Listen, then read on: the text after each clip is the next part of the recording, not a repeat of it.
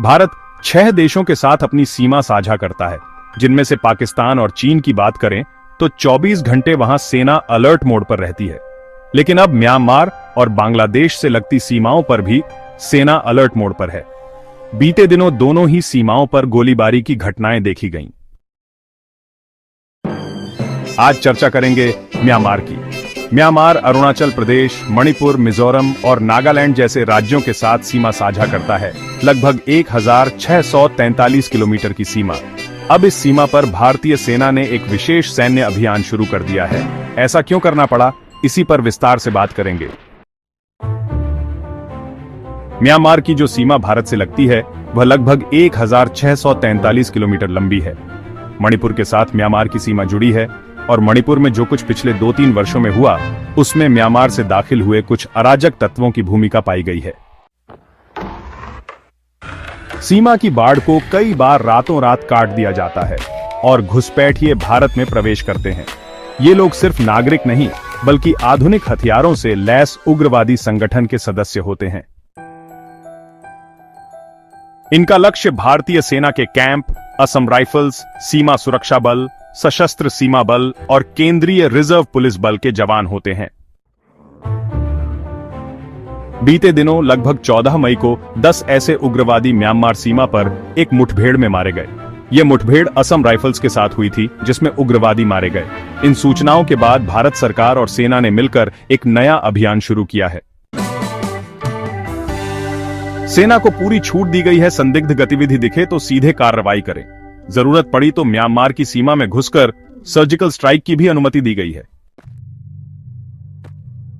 Myanmar सीमा पहले अपेक्षाकृत शांत मानी जाती थी, लेकिन अब स्थितियां बदल रही हैं।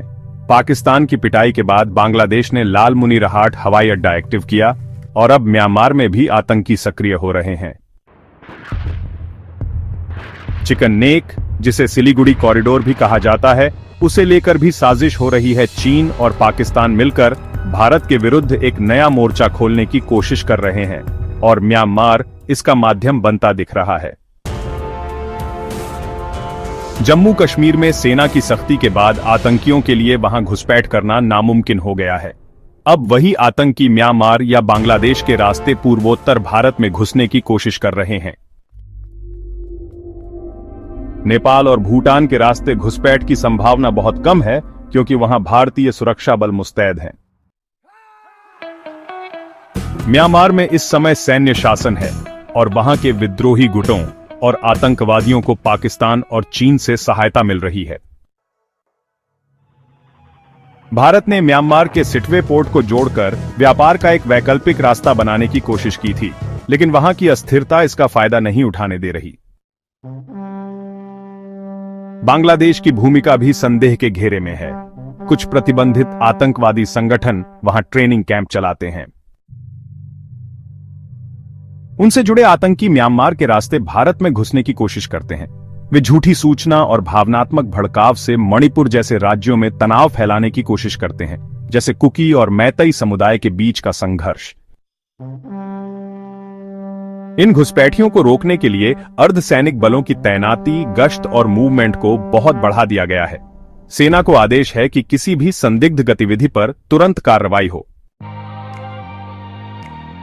त्रिपुरा, मणिपुर और असम जैसे राज्यों में अब सेना और सरकार पूरी तरह सतर्क है और म्यांमार के रास्ते रची जा रही अंतर्राष्ट्रीय साजिश को नाकाम करने के लिए तैयार है।